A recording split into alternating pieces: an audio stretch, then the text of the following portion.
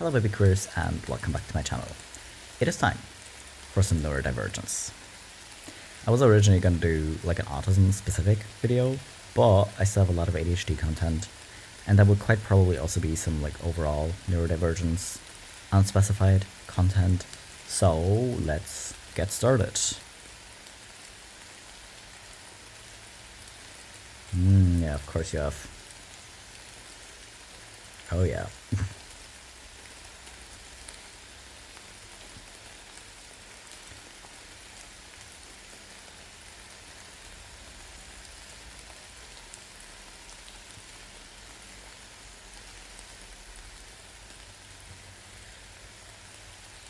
Yeah, that's kind of the thing. You can pretend you're fine or that you're okay because other people have it worse. Because, yeah, probably, yes, you'll always find someone who has it worse. But that's kind of not the point. That's really not the point. This is not a competition on who suffers the most. You know, and also that really shouldn't be a competition. But it's so weird. The things we tell ourselves. It's very annoying. Also, probably gonna have to mute this one and a lot of other TikToks because of copyright, so yeah.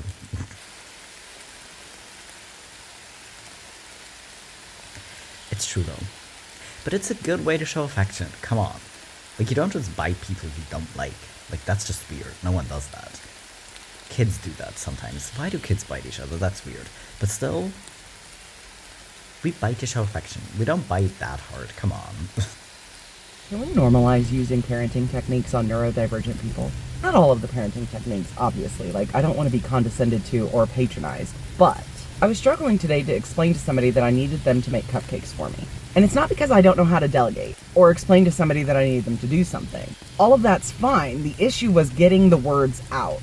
I'm just sitting there like, I need you. Could you? Okay. Whew. I need you to, and the girl looks at me and she's like, okay, deep breath. What's the subject? Cupcakes. Are they already made? They are not. Do you have time to make them? I do not. How many do we need to make? A lot. We need a lot. So, okay. Full box of each flavor or sleeve of each flavor? Sleeve. So you need me to make a sleeve of each flavor of cupcake. Yes. And I am on gentle parenting TikTok, so I know that this is what gentle parents do to their children when they cannot get their children to communicate properly. And it was just extremely helpful, and I was like, why don't all people do this? When somebody is clearly struggling to communicate, just help them. Prompt them. Don't sit there and go, okay, yeah, use your words. What are you trying to say? What are you trying to say? Because I know what I'm trying to say. I just can't say it. Shout out to that girl. She's awesome. It's so true. Oh my god. I hate it when people do that. Just spit it out. Just say what you want to say. Like, if I could, I would have already said it. So this is actually a very great technique. I really like this TikTok. I don't think I've actually checked out her account. Also, this is the first time I'm hearing of gentle parenting, because whatever my parents did wasn't bad, but I'm also not a parent, so of course I haven't heard about it. But it seems really useful. Like, if someone's clearly struggling to say something, then maybe help them and kind of ask questions like this. It seems logical, but I realize that a lot of people just don't do this and really just sit there like, and it's very annoying. Oh my god. What's the difference between coming out as queer and coming out as neurodivergent? When you tell your parents you're a flaming homosexual, you're not telling your dad that he is too. Fair, but to be honest, whose parents actually are that aware that it is like that they are neurodivergent too? Because yeah, we know that it's like highly inheritable, but are parents aware of that? But yeah, I kind of feel like both can go very wrong, because parents sometimes are really weird about anything that's like different, you know? All right, my put a finger down, actually neurodivergent edition. Okay, P.S. If you I like, love you can stop the earrings. video now and do a duet I love so I can earrings, see come your on. genuine response. So put a finger down if you plan conversations in your head. Put a finger down if you're both introverted and extroverted. Depends Put on a finger people, down yeah. if you overcommit and people please. Put a finger down if you apologize for nearly everything. Put a finger down if you prefer written to spoken communication. Put a finger down if you find it virtually impossible to answer questionnaires. Put a finger down if you always feel guilty for no reason. Put a finger down if you are gender or sexually diverse. Put a finger down if you struggle to start new TV shows or listen to new music. And put a finger down if somebody has taken advantage of your trusting or helpful nature.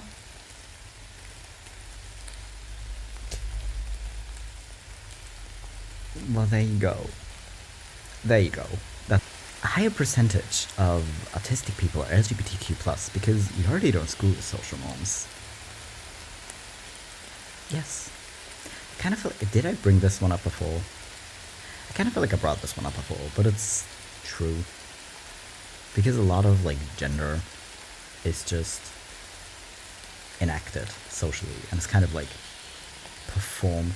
And if you kind of struggle to see the point of social rules, then you're very much probably also not going to see the point of gender. And then you're just like, well, you just know if you feel like a man or a woman. Like, the fuck I do. You know? So you're just there like, no, honestly, we're just not going to do it. And then also there's this theory that a lot more people are probably bisexual than know they are, just because it's also like very expected to be straight. And if you come out as bi, I was like, oh well, are you sure you aren't just gay? Like, it's okay if you come out as gay. Like, the dismissal of bi people is insane, but you know, if you already like are alienated by society because you're different, then I don't know, it kind of just makes sense, but I don't really know how to explain it right now. Me, listening to a new song on repeat 50 times to suck all the dopamine out of it. Yeah. Didn't we just say we struggle to listen to new music? But then again, if your like favorite group brings out new music or a new song, then suddenly you just have to listen to it on repeat. But I do that with any kind of song. I listen to them on repeat so much. Not actually to the point, like I don't actually like get sick of it, right? Like if I listen to a song for like 3 hours on repeat, I'm just like, okay, now it's time to move on. But I don't get annoyed by it if I hear it the next time. Chances are I'm just gonna get obsessed with it again. When the tag of your shirt is touching your neck, your brain, this is what's happening. Okay, but it feels like that. It's the most atrocious feeling. Oh my god. Tags in clothes in general. Why? I like printed in shirts, you know, where instead of having like an actual tag in the shirt, you just like print in like the information of like how you're supposed to wash it and stuff. Like, it's way better. Come on. A weighted blanket is not enough. I need to be compressed into a zip file. Yeah, fair. Those, honestly, like my favorite kind of hugs are the ones that are like so tight that it kind of feels like compressing your soul back into the body. Those are the best hugs. Come on. Well, I heard too many sounds at once, and now I'm a bitch. Yeah. Just this. I get so irritable. Oh my god, if like multiple conversations are happening at once, I don't know. I still don't know how I survived in a house with 5 other people growing up, because it was always loud, and it was always like multiple conversations at once. But once I moved out, dealing with that became like so much harder, because I wasn't used to it on a daily basis anymore, and I think I just kind of got used to it. But I really don't want to put myself in that situation again. Me. The same 7 songs over and over again. Yeah, honestly, there are like songs that are like way more likely to make me want to listen to them for 3 hours on repeat. I don't know if it's exactly 7. It's probably more. And it kind of varies. Like, some days it just doesn't happen, but most days it probably will. Me trying to mask when I'm stuck somewhere that is sensory hell. Why does it look so traumatized? Oh my god. I mask well. Yeah, well, you know. Is it my imagination, or is your kid on the verge of death? Actually, she just noted the shirt she's wearing has a scratchy tag in it, so, yes. Yeah. Tags are rubbish. Can we please not put tags in shirts? Oh my god. The amount of times I was at work and it was like just noticing the tag in my shirt because I moved in a certain way and had to have someone else cut it out for me. If uncomfortable was a picture. Okay, are you a have your sleeves down at all times type of neurodivergent person, or are you a avoid sleeves at all times type person? Because I hate sleeves. I hate sleeves. If I wear sleeves, they have to be long enough to like be able to cover like at least half my hand, because that way they're not like on my wrist. My brain, when someone asks me a normal question, we quote song lyrics, childhood trauma, random facts, the answer I wanted to give, weird theories about the world, jokes that don't land, and neurodivergent interests. Well, maybe just do a bit of everything. Just do it.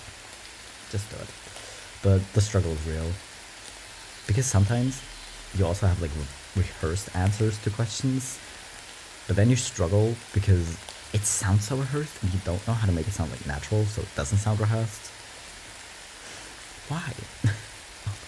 The instant face of regret when I touch a bad texture. Yeah, I kind of do a kind of neck scrunch, really. When there is a sudden loud noise. Honestly, loud noises themselves don't really bother me that much. Like if it's a constant thing, it's like way worse. If I like hear my neighbor's music through the wall, that's very annoying. If someone starts playing music while I'm like trying to listen to something else, oh my god, that's way worse. Like complexity of noise over loudness of noise for me, but yeah, poor little bear. When someone mentions my special interest. Well, come on in, you look very cute. When the overstimulation hits me, what are you doing? Leave him alone. Oh my god. Me with my safe food. Well, why not? You know, I find it so weird when people get or like comment on you eating like the same foods a lot. Like, if you don't want to eat the same food or the same foods every day, then don't. But why would you judge other people for it, you know? The glaring difference between me and neurotypical people. Yeah, you know, some people can actually mask really well that it's not obvious, which is exhausting. But I feel like if you just don't try to hide it, or even if you try to hide it and you're just very much not as good at masking as you thought you were, this kind of happens, yeah. The face I make when my plans change. Yes, if I change my plans, it's fine. If I make the choice to change something about the plan, that's totally okay, but the second someone else changes my plan... Internal screaming, yes. What my psychologist sees when comparing me to the autism criteria. Perfect match. That is a perfect match. It's just standing there. When you're not good at expressing emotions, but the right people get you. Shroomish looks happy. Yeah. It's really cute. I think we all need people who just understand us even without saying things. Because sometimes my face doesn't move at all, but I feel like certain people can still tell what I'm feeling, and then other people can't. And sometimes my face just moves way too much. What is this balance? But anyways. ADHD problem number 932. Knowing that you're prone to making careless mistakes and need to double check your work, but being unable to double check your work because it's too boring to look at it twice. Or you check it twice and miss the mistake both times. ADHD problems, ADHD adult. Yeah. Lit back in school, and the teacher was always like, well, if you're done with your exam, just reread it again. Just like read it and see if you made like mistakes or something that you like, or if you need to add something. Swear to God. I could never do it. I could never do it. And then if I managed to do it somehow, I would just question if the thing I wrote is actually correct, and then correct it and just make it wrong. I think eventually I just kind of stopped and didn't do it at all because I knew it wasn't gonna be helpful at all. You know? Not a meme, but I had to include it because your productivity does not define your worth. Love from the sad ghost club. Oh no, why is the ghost sad? But yeah, your worth as a person doesn't actually come from being like super productive or anything. It just comes from you being a good person. And honestly, I care more if someone's like kind to other people versus them being like super productive. You know? Someone described ADHD as being chronically overwhelmed, and I have never heard a more accurate way to describe how ADHD feels. Yeah, I kind of wish this wasn't true. I just kind of wish this wasn't true. Some ADHDers, I am always late. Me. Okay, my appointment is in 2 hours. It'll take me 25 minutes to get there. I better leave right now so I can be painfully bored and anxiously pace around the mall waiting for my appointment because if I don't, I'm going to explode. The waiting mode. Because, yeah, I generally tend to leave way too early. I leave way too early. And then you just sit there awkwardly, or you just, like, pace around really awkwardly. Oh well. Non-ADHD people will never understand our perception of time. This morning, I was stressed because I had to get somewhere by 10, so I asked if my mom would microwave some breakfast for me while I was still getting ready, and she said, oh, don't worry, you'll have time, it's not even 9 o'clock yet. And she said this at 8:56. Oh, to live in a world where 8:56 is not equal to 9. Everything is 9 and I'm going to be late. These hashtags are funny, but yeah, of course 8:56, anything after 8:50 is already 9. Probably even earlier, because like if it's 8:45 it's like almost 9, but then at 8:46 it's basically 9, and then starting 8:50 it is just 9. What? That's how time works. Come on.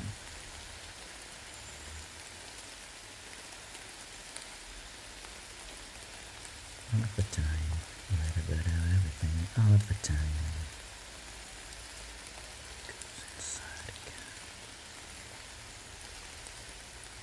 I'm also gonna have to mute this one.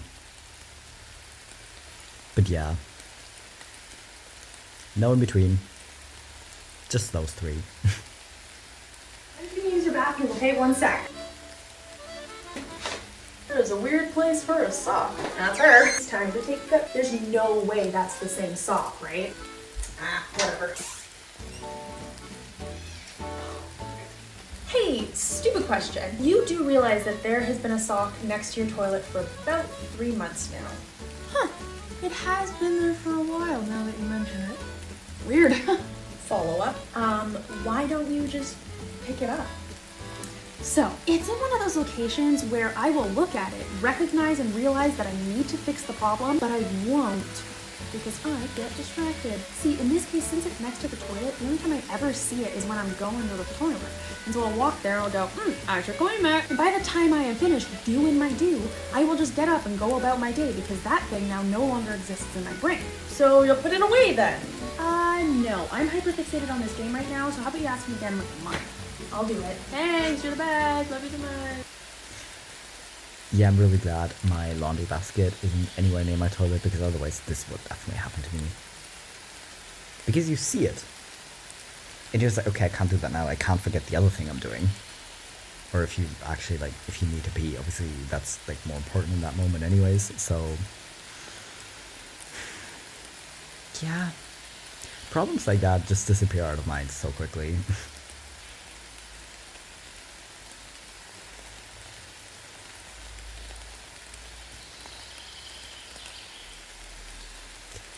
What did I say in my previous video about ADHD? Things move. Things move. And sometimes you manage to see it in like the last second and you manage to kind of dodge it. But then sometimes things just jump in the way and you don't see them on time. Like door frames or tables. It just happens. It's not a fault. Okay, ignore that I'm sitting on the ground. I was editing my video and I realized that it's way too long. So I decided to do it in 2 parts. Part 1, obviously coming out today, and then I'm actually gonna release part 2 tomorrow because I just kind of had to split it down the middle. So, I hope you enjoyed part 1, and I will see you tomorrow for part 2, and then we'll be back to regular every 3rd day rhythm. Probably. If something changes about the rhythm, I'll let you know. Either way, see you tomorrow.